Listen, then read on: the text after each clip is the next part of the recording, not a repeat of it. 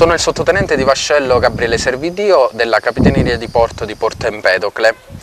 In questa puntata parleremo delle attività di diving, in particolare delle attività di sub. In particolare ricordiamo a coloro i quali si avvicinano a questa attività che è importante rivolgersi sempre a centri autorizzati e professionisti del settore, anche perché questa è un'attività che comunque ha dei rischi. Ecco, appunto, si sconsiglia di improvvisarsi in questa attività ludico-sportiva.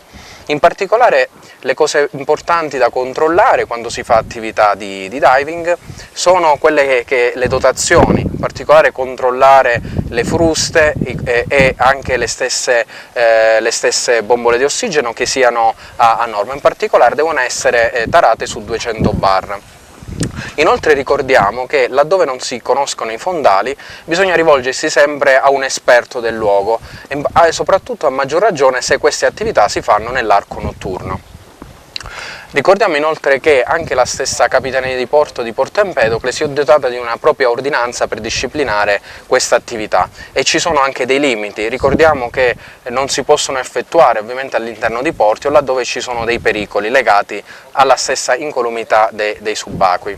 Ricordiamo inoltre che prima di intraprendere l'attività di diving è importante sottoporsi ad apposita visita medica per accertare la prestanza fisica per poter compiere questo tipo di attività. Inoltre ricordiamo che durante le attività di diving è importante che il sub sia collegato a una sagoletta di 300 metri e una boa di colore rosso che ne indica appunto la presenza. Questo è molto importante per evitare che unità in transito e che si avvicinano al subacqueo in immersione appunto prestino la sicurezza e si tengono alla debita distanza.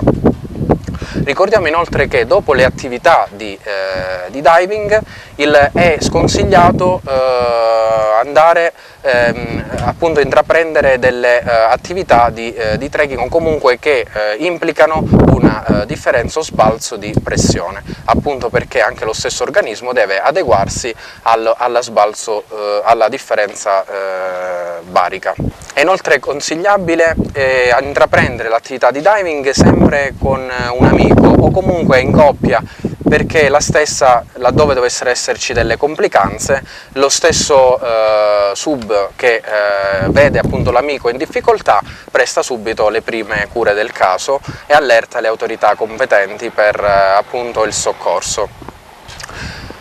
È inoltre opportuno, laddove si effettuano queste attività, allertare sempre la sala operativa della Capitaneria di Porto Empedocle delle immersioni in atto e del termine delle immersioni.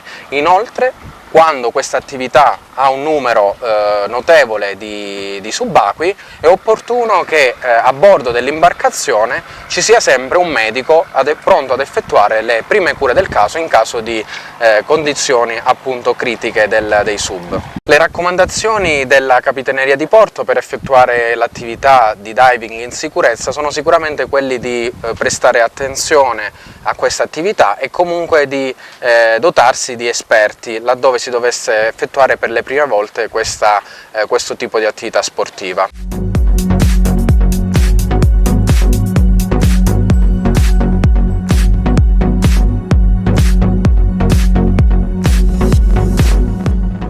Sono il sottotenente di vascello Claudio Cecato della Capitaneria di Porto Empedocle.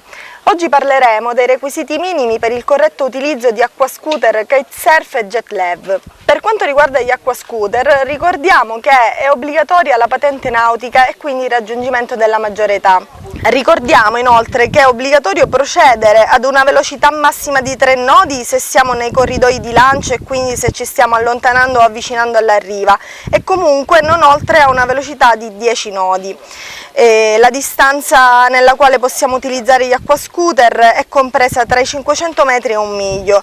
Ricordiamo le dotazioni minime di sicurezza, che sono la cintura di salvataggio e il casco protettivo. Inoltre ricordiamo necessario il dispositivo sul circuito di accensione che assicura l'arresto del motore in caso di caduta del conduttore in mare. È proibito il transito nelle zone frequentate dai bagnanti, a meno che non ci ritroviamo negli appositi corridoi di lancio. Per quanto quanto riguarda i kitesurf invece ricordiamo che l'età minima è 16 anni.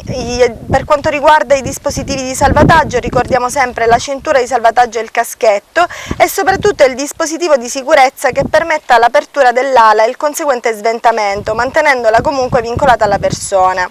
Ricordiamo infine che è necessario e obbligatorio utilizzare gli appositi corridoi di atterraggio. Infine, per quanto riguarda il jet lev, ricordiamo che è vietato effettuare questa attività ad una distanza inferiore a 500 metri dalla costa e comunque non ad una distanza superiore a 1 miglio dalla costa.